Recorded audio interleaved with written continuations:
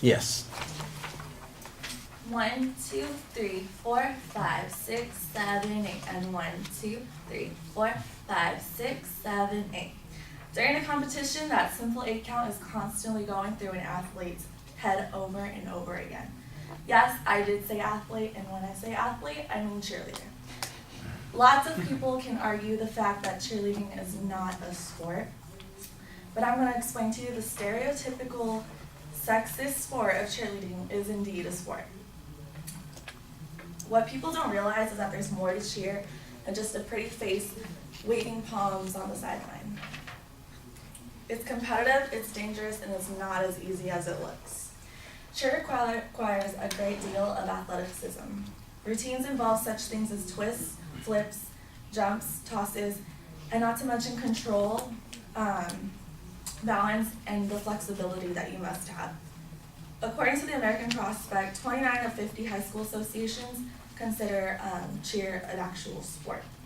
The New York Times states that the battle of the NCAA with cheer, trying to make it like an actual college sport, because they're trying to make it seem whether or not it meets the Title IX requirements. Cheer is probably one of the most competitive sports across the country. Annually, high schools, colleges, all-star teams, and recreational teams attend regional competitions trying to qualify to go to nationals. To perfect these routines, it takes hours and hours of practice, which people don't realize.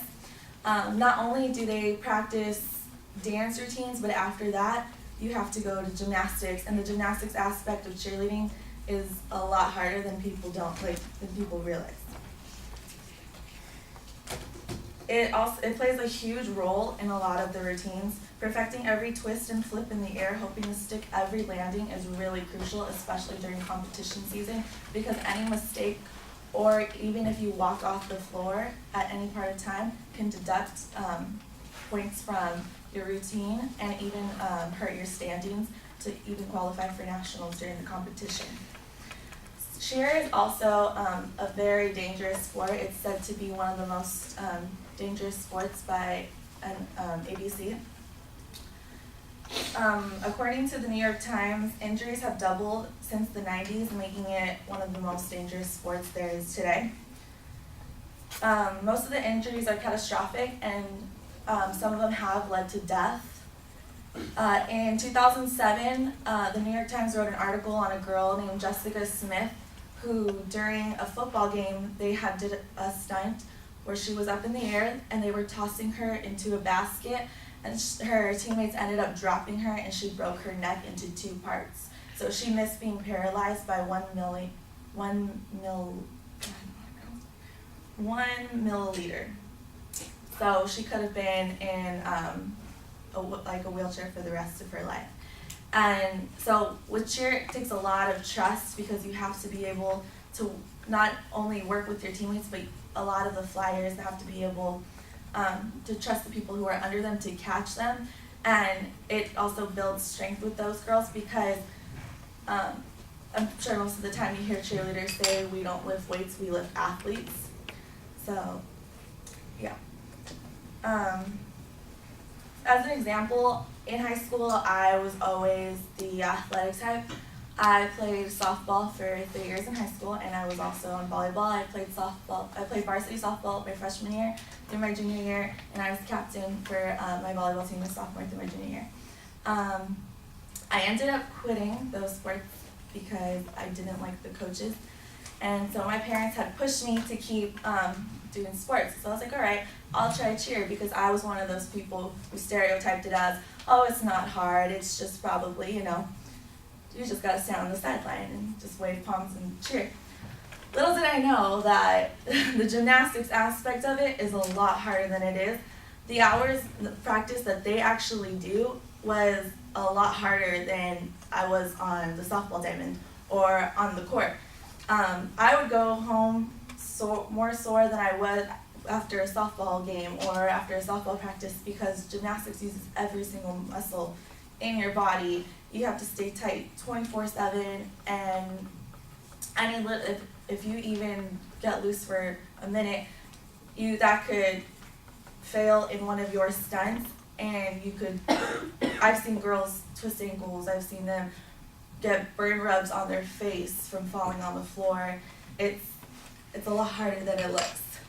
So a lot of people tend to stereotype the fact that cheer isn't really a sport, and a lot of people can argue that it's not, but when it comes to competition season, it's very, very competitive. There's tons of people in the crowds, they're watching you.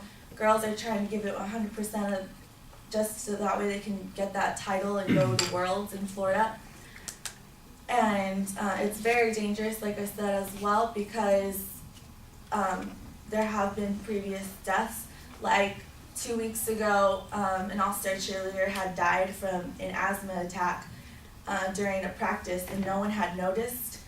So she was there on the floor for about 30 minutes. So she went into a coma, and no one had, because everyone was practicing.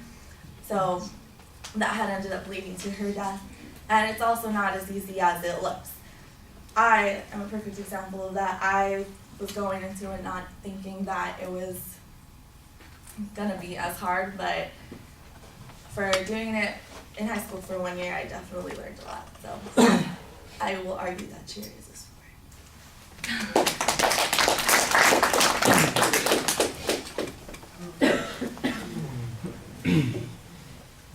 Should I start talking? Yeah. All right. I thought it was a really good speech. You had a really good intro that it grabbed my attention, even though I had to do this evaluation. But still, it grabbed the audience's attention pretty good, I thought. And so yeah, you convinced me pretty well that I guess cheerleading is a sport, because I didn't think that before. But then you talked about the gymnastics side of it, and it sounds pretty rough. And I thought your personal experience was good. You showed me that you didn't think it was really sport either, and then you did it, and now it is sport to you, I guess. But yeah, I thought it was a good. Oh yeah, your sources were good. You had a lot of creditable sources. That sounded good. So good job. All right, I thought you had an effective attention device. Your goals clearly stated at the beginning. I thought that you created a little bit of controversy using the Title IX issue, and I think that should have come up a little bit more later on in the speech. Maybe be part of the explanation about why it's important for us to care about this. This is a need issue. You know, why do we need to worry about this? Why do we need to know this? Why do we need to see it the way you were talking about? And I think that that's important, that there's money involved, that there are rights involved, that there is status involved. Those all become justifications for somebody to care about these things. I think the structure was only partially set up.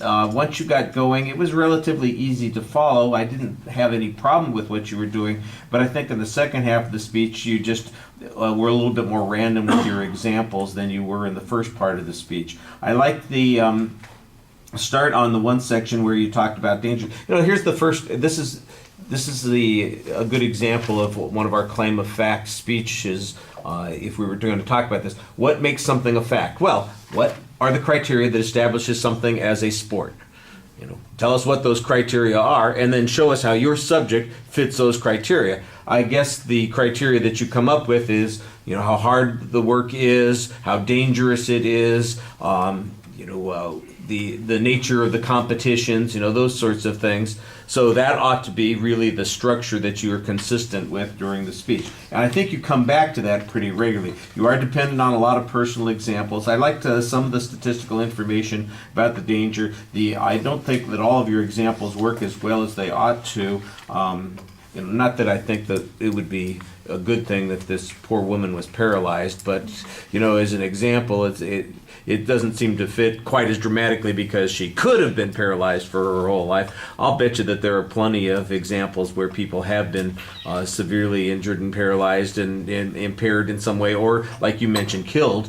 The asthma example, I'm sorry, that sounds less like it's got to do with the cheerleading issue than it does with the stupidity of people that they were functioning with. There's got to be better examples of the same sort of thing here. Nobody noticed that she wasn't breathing and she's laying dead on the ground. I'm going, well, what's that got to do with the cheerleading thing? It just seems like it's a lack of observational stuff. Whereas people, like you said, being injured doing a stunt, or even exercising and doing the practice thing and collapsing with an asthma attack while you were doing the performance. It was during like her routine. Yeah. Like I said, and it just because it sounds like and they were practicing and she had an asthma attack and nobody noticed and she died, and I'm going, well, that's not the cheerleading that killed her. That's the unobservant teammates that she had, and that seems to be the problem. And I think you've got illustrations. I think there are plenty of illustrations out there that would back you up on those points.